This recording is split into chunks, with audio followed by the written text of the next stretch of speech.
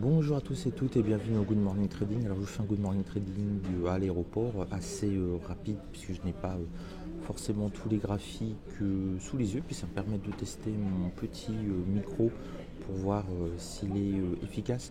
Alors aujourd'hui on n'a pas de statistiques importantes macroéconomiques, on est toujours dans la saison des résultats, donc je vous envoie sur la dernière vidéo où je vous montre pour toute la semaine l'ensemble des résultats des entreprises américaines. On est toujours propulsé bien entendu par cela.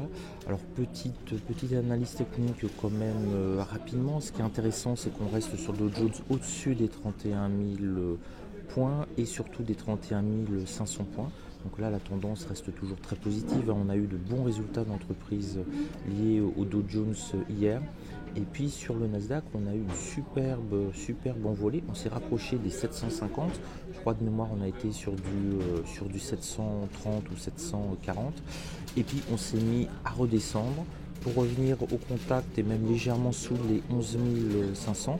Donc en fait, toute l'accélération qu'on a eue à l'ouverture des marchés américains, qui était magnifique, j'ai pu la voir, elle était absolument magnifique sur le Nasdaq. On a l'impression qu'il fonçait sur les 12 000 en ligne droite. Il a fait 11 500, 11 730, 740. Et puis à partir 19h50, 20h, il s'est mis à s'écrouler tout simplement. Enfin, s'écrouler, il ne faut pas exagérer. Il est revenu au contact des 11 500. Donc ça nous montre toujours cette fragilité, ce doute permanent qu'ont les investisseurs, surtout sur les entreprises technologiques liées à augmentation des taux, etc. ou pas augmentation des taux. En termes de statistiques, on a statistiques des ventes de logements neufs. Alors, bon, sauf pendant les subprimes, c'est pas une statistique qui est super importante. Par rapport au mois dernier, ils estiment qu'il va y avoir à peu près un peu plus de 100 000 ventes de logements en moins. Alors ça va quand même être un chiffre qui va être surveillé parce que du coup, on peut voir l'impact de la montée des taux américains sur justement les achats et son efficacité entre guillemets anti-inflationniste. Alors c'est sûr que si plus personne n'achète rien, il n'y a plus d'inflation et on a même tendance à baisser parce qu'on va faire baisser les prix dans les ventes. Mais là, ce sont les logements neufs.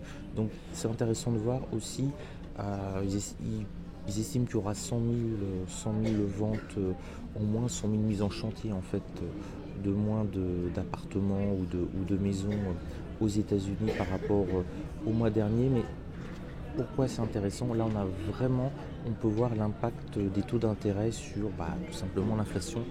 Là, le dynamisme économique, il faut que ça baisse et en même temps, il ne faut pas que ça baisse trop parce que sinon, c'est la récession et ça fait encore plus peur que l'inflation. Donc, on est vraiment en zone d'expectative où les réglages très fins, ça va être un peu compliqué quand même à faire. Voilà, je vous en dis pas plus parce que là, je suis pas en zone forcément hyper confortable. Je suis là, entouré de gens qui me regardent bizarrement. Alors je vous dis bon matcha et puis éventuellement, mais il est absolument dégueulasse, bon curcuma. Voilà, demain matin je serai de retour chez moi si tout va bien. Et puis on fera un good morning trading absolument normal et j'aurai tradé l'après-midi, donc j'aurai beaucoup plus de choses à vous dire. Qu'on ne passe pas une journée devant ces écrans à ressentir le marché, on est beaucoup moins performant pour faire des good morning trading. Sur ce, portez-vous bien et puis dites-moi ce que vous pensez de ce micro. Voilà, je suis un fan de micro, j'arrête pas d'en acheter et de les tester. Celui-là, on me l'a fortement recommandé en sachant que l'environnement sonore est quand même très fort. Voilà, ciao à tous.